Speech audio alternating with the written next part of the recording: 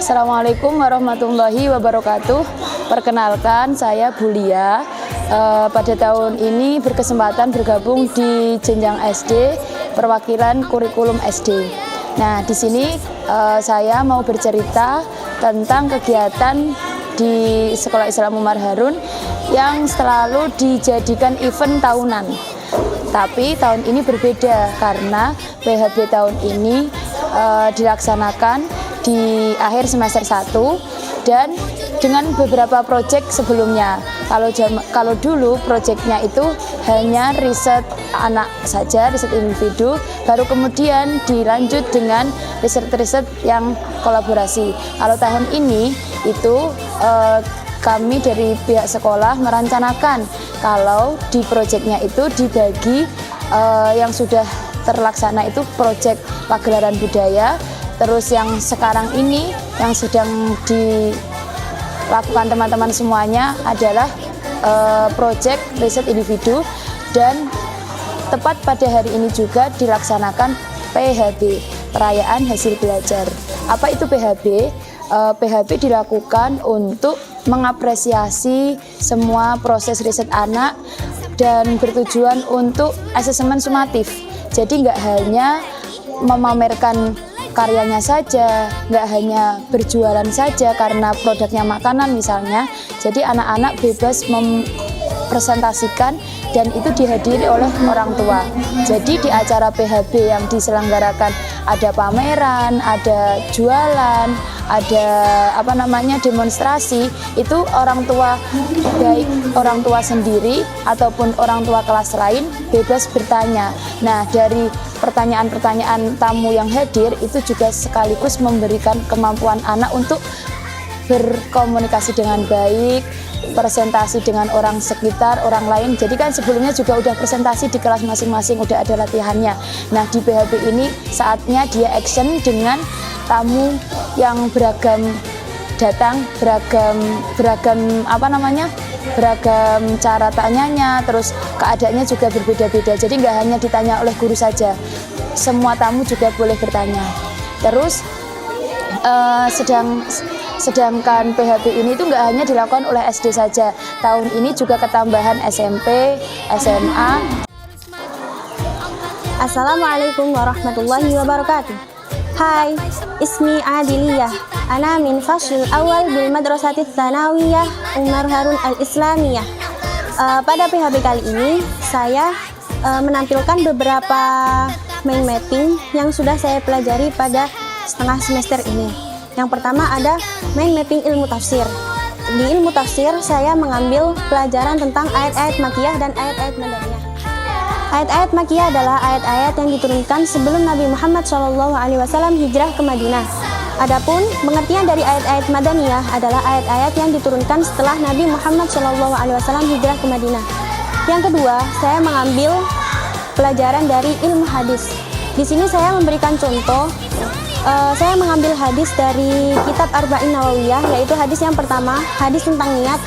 Di sini ada an amiril mu'minin ila akhirih, itu termasuk sanad hadis. Terus yang kedua, innamal a'malu binniyat, itu termasuk matan hadis. Dan yang terakhir, rawahu imamal muhadditsina ila akhirih, itu termasuk rawi hadis. Sekian dari saya.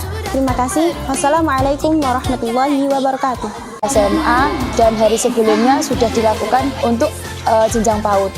Jadi semua anggota Sekolah Islam Umar Harun merayakan perayaan hasil belajarnya. Mulai dari yang bayi kelas TPA, itu adik-adik bayi yang imut-imut itu juga sedang dikasih kesempatan untuk merayakan hasil belajarnya. Semua murid, semua guru, jadi semuanya ikut mempresentasikan, ikut merayakan hasil belajarnya.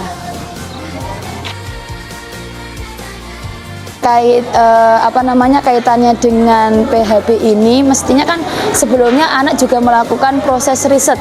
Nah, seperti apa prosesnya kok sampai anak mendapatkan pilihan riset tersebut? Jadi kami guru-guru sebelum mengajak anak tanya tentang mau riset apa, kita hadirkan permasalahan-permasalahan yang dilalui atau dialami anak. Ini contohnya kayak kemarin pengalaman saya di kelas 4 yang notabene anaknya itu aktif, anaknya itu suka main game, suka pembelajaran yang dibuat strategi menyenangkan. Tapi di sisi lain anak-anak itu juga mempunyai banyak hobi. Hobinya itu ada beragam. Nah, dari situ dari permasalahan, di permasalahan di sini nggak hanya permasalahan yang negatif ya, maksudnya dari kesukaan juga bisa ditarik dengan judul riset ataupun rasa ingin tahu cara membuat apa atau mengalami permasalahan. Contohnya itu burung riset merawat burung. Nah, dari riset merawat burung itu kira-kira anak akan bisa belajar apa aja. Aku suka burung. Nah, istilahnya itu dari situ permasalahan yang muncul, misalnya permasalahan belum membuat nyaman teman atau belum merasa nyaman saat belajar bersama, kayak gitu, guru menghadirkan kegiatan yang dari kegiatan itu nanti dirasakan oleh anak-anak, yang tujuannya guru itu untuk menyadarkan si anak akan permasalahan yang sering terjadi di sekolah atau di kelas. Nah, Assalamualaikum. Halo, perkenalkan nama saya Akila. Saya memilih riset SBB dan Mbak Akila kelas 4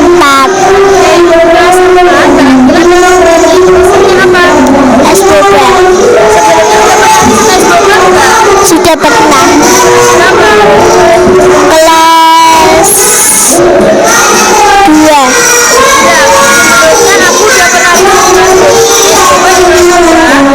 Sebelumnya aku udah pernah riset SBB di kelas 2. Sekarang aku kelas 4. Sekarang kelas 4 SBB lagi. Ada rasa stroberi, coklat, stroberi, ini coklat, ini taro. Stroberi, coklat, taro, bubblegum.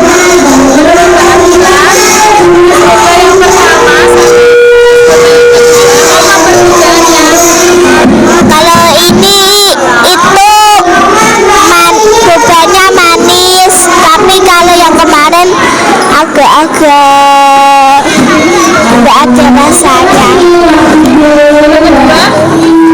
Yang kedua itu bobanya manis. oke, Mbak Akila, kenapa pengen SBB lagi? Karena suka bobanya.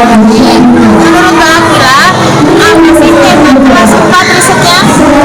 Temanya memperbaiki diri melalui hobi kita sendiri. Apakah membuat SBB ini apakah membuat SBB ini Enggak. tapi suka banget SBB?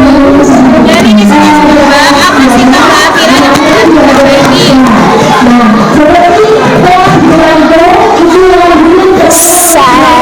Fokus sama tidak marah-marah.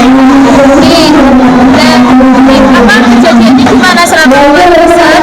Apakah sudah bisa fokus tidak marah-marah? Sudah, tapi kurang sabar. Kedepannya begini, Sabar, fokus, sama tidak cepat. selain sikap-sikap baik untuk belajar di kelas 4 juga belajar apa aja Dan fokus.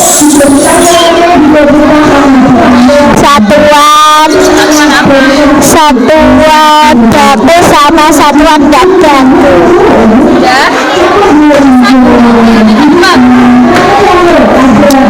PHB-nya yang seru sama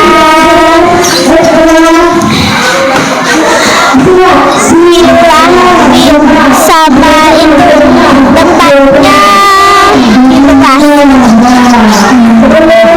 Terima kasih.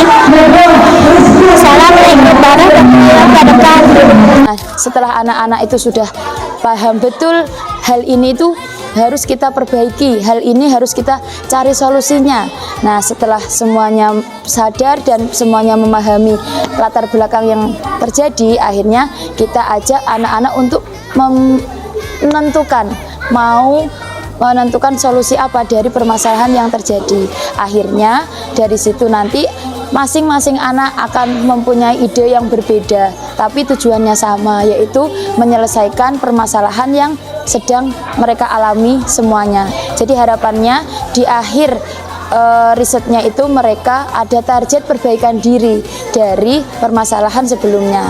Nah, karena target perbaikan diri atau target perubahan diri itu yang menentukan sendiri itu di anak, jadi di akhir PHB ini pun kami juga akan melakukan refleksi bersama anak. Jadi setelah acara PHB selesai, kita juga nggak langsung selesai pembelajarannya. Jadi hari kedepannya kita akan mengajak anak refleksi, umpan balik apa atau apa yang kalian rasakan selama proses riset sampai PHB terjadi, PHB terlaksana. Jadi di PHB terlaksana pun nggak langsung tutup, nggak selesai pembelajarannya, kita akan mengajak anak untuk berefleksi, apakah proyek ini udah bisa menjawab target perbaikan dirimu kemarin awal-awal ditentukan ataukah belum.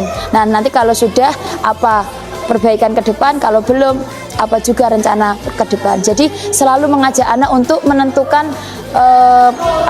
langkah ke depan. Langkah ke depannya di sini untuk memperbaiki dirinya sendiri, juga bisa memperbaiki risetnya ke depan. Nah, di akhir ini saya juga akan bercerita. Tadi selesai acara PHB, sudah ada yang menanyakan, anak-anak bertanya kepada saya, Bu, habis ini boleh milih riset lagi?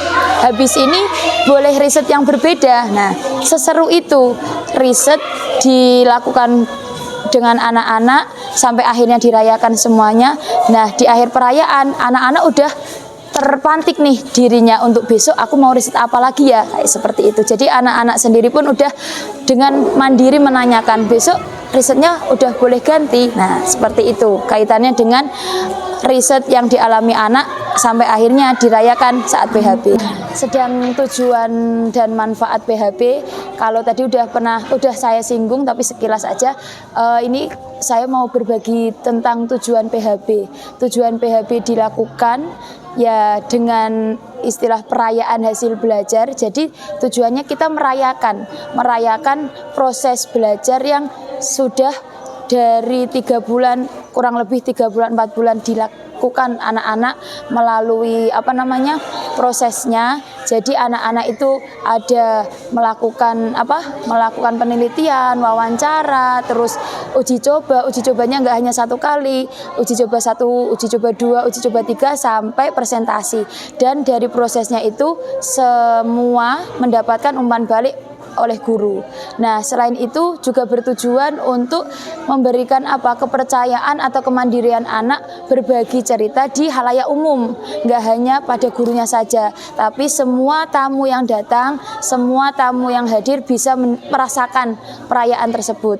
Terus manfaatnya, kalau menurut saya itu manfaatnya nggak hanya dirasakan oleh murid saja yang dengan percaya diri mempresentasikan karyanya, tapi manfaatnya juga dirasakan oleh guru.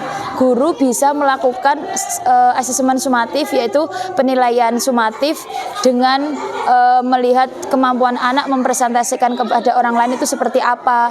Terus anak juga bisa percaya diri tadi. Selain itu orang tua juga mendapatkan manfaat. Orang tua mendapatkan manfaat apa? Orang tua bisa dengan langsung tahu proses pembelajaran anak yang sudah dilakukan di sekolah, terus kemudian dipresentasikan saat PHB ini. Jadi benar-benar rasanya itu senang sekali ketika melihat atau membaca pesan kesan orang tua setelah menghadiri acara ini. Selalu ada motivasi untuk besoknya, tahun depan PHB akan seperti apa, selalu direfleksikan. Baiknya sudah apa, yang belum baik apa untuk tahun depan, agar bisa terus melakukan perbaikan.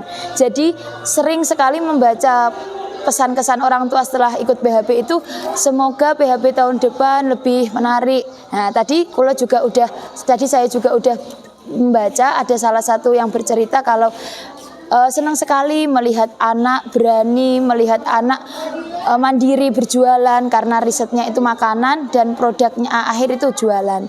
Dan anak-anak juga terlihat senang karena mendapatkan banyak uang. Uang jualannya nanti bisa dilanjutkan untuk kegiatan-kegiatan mereka selanjutnya. Jadi cukup itu yang bisa saya sharingkan. Kurang lebihnya mohon maaf atas besar-besarnya. Terima kasih. Wassalamualaikum warahmatullahi wabarakatuh.